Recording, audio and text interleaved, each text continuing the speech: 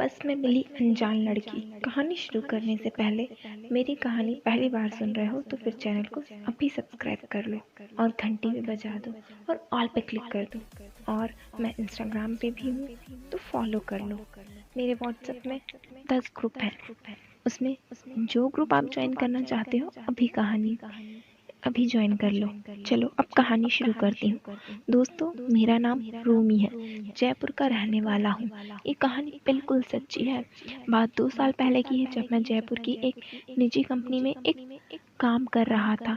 सुबह काम पर जाता और शाम को वापस घर आना, यही चलता था। लेकिन कभी कभी कंपनी मुझे टूर पे भी भेज देती थी काम से, और इसी काम के चक्कर में मैं आपके लिए एक कहानी और बना दी। तो अब सीधा काम की बात पे आता हूँ। बात तब की है, आज से 2 साल पहले, जब मैं कंपनी के काम के सफ़र में बाहर गया था। रात की बस थी, लगभग 10 बजे की। मैंने अपने घर से 9 बजे के आसपास निकला, क्योंकि घर से बस के ऑफिस तक की दूरी 40 मिनट की थी। ताकि बस के टाइम से पहले पहुंच सकूं, मैं साढ़े मैं 9:50 पे बस के ऑफिस तक पहुंच गया। बस अभी आई नहीं थी। मैंने ऑफिस काउंटर पे बैठे व्यक्ति से बस का टाइम पूछा तो उसने बताया कि बस आने में भी 10 मिनट है। 10 मिनट बाद आखिर बस आ गई और मैं बस में चढ़ गया। टिकट मैंने पहले ही ले ली थी। मैंने डबल स्लीपर ली थी, क्योंकि मुझे सिंगल स्लीपर में घुटन होती है और दूर जाना था और रात का टाइम था। बस थोड़ी देर में वहाँ से रवाना हो गई। तब मैंने घर फ़ोन करके बताया कि मैं बस में बैठ गया हूँ, और इधर उधर की बात की, फिर फ़ोन काट दिया। मैंने अपनी स्लीपर का गेट थोड़ा सा खोला रहने दिया ताकि बाहर की हवा आती रहे। अब मैंने अपने बैग से ईयरफोन निकाला और फ़ोन से लगाकर गाने सुनने लगा। मेरी शादी अभी नहीं हुई है दोस्तों।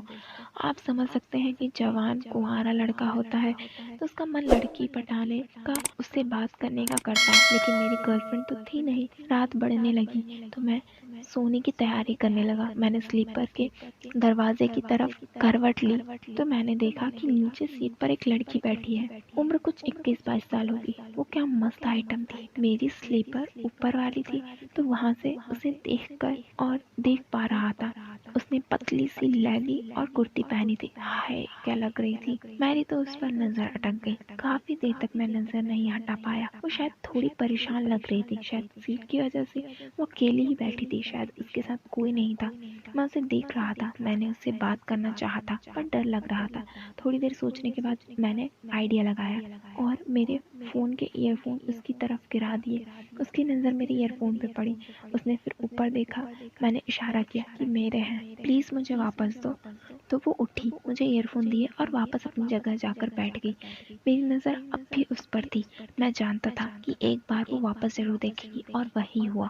उसने मेरी तरफ देखा। मैंने तुरंत स्माइल पास कर दी। उसने भी स्माइल पास की।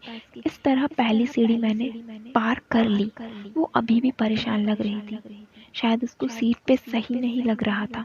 थोड़ी देर फिर उसने ऊपर देखा तो इस बार मैंने इशारा किया कि क्या हुआ। उसने न कह दिया, कुछ नहीं हुआ।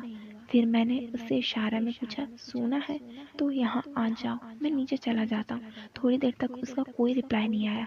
मुझे लगा कि शायद वो बात नहीं करना चाहती है। तो मैंने भी जिद नहीं की। लेकिन थोड़ी देर बाद उसने मेरी तरफ फिर से देखा और इशारा किया कि वो मेरे पास आ रही है। मुझे लगा कि बस आज मेरा काम हो जाएगा, लेकिन मैं कोई जल्दी नहीं करना चाहता था। वो ऊपर मेरे स्लीपर में आ गई। जैसे ही वह अंदर आई, मैंने पूछा, आप परेशान थी? उसने पहले जवाब नहीं दिया और अपने आप को एडजस्ट करने लगी। फिर बोली कि उसे सीट पे सोने में दिक्कत हो रही थी। मैंने पूछा, आपका नाम क्या है? उसने उसका नाम सुनीता उसने उसका नाम सुमीना बताया। मैंने भी अपना परिचय दिया। फिर मैंने कहा, आपको सही ना लग रहा है तो मैं सीट पे चला जाता हूँ। लेकिन उसने तपाक से मना कर दिया और बोली, चलेगा, डबल स्लीपर है। मैं समझ गया। आज तो रोमी बेटा तेरे मज़े हैं। बहुत टाइम हो गया है। मामा जी के यहाँ भी नहीं गया, मामा की बेटी की भी नहीं मिली। आज बस हो जाए। मैंने उससे बात करना शुरू किया। मैंने पूछा, कहाँ से हो? तो उसने कहा, कोटा। मैंने कहा, आप जयपुर किस काम से आए थे? उसने कहा, हाँ, यहाँ मेरे भैया भाभी रहते हैं। भाभी बीमार थी कोई था नहीं संभालने को। भैया बिजी रहते हैं इसलिए आई थी 8-10 दिन के लिए।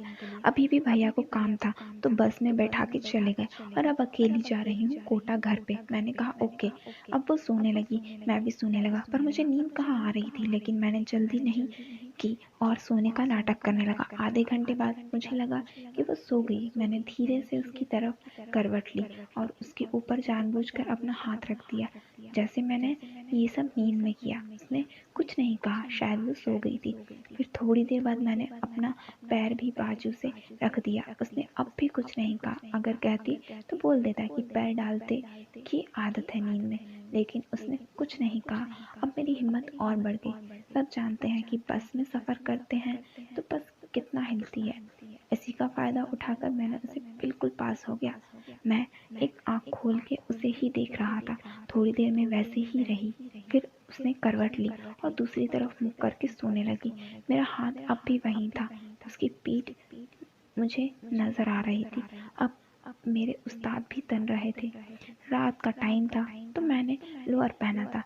मैंने फिर से अपना पैर उस पर रख दिया और फिर मुझसे रहा नहीं गया। सोच रहा था क्या करूं क्या करूं। मुझे अब रहा नहीं जा रहा था। अब मेरे एक हाथ बढ़ाया, तभी उसने मेरा हाथ पकड़ लिया। मैं एक बार तो बहुत डर गया, लेकिन अगले पल उसकी आवाज़ आई, प्लीज़ ऐसा मत करो।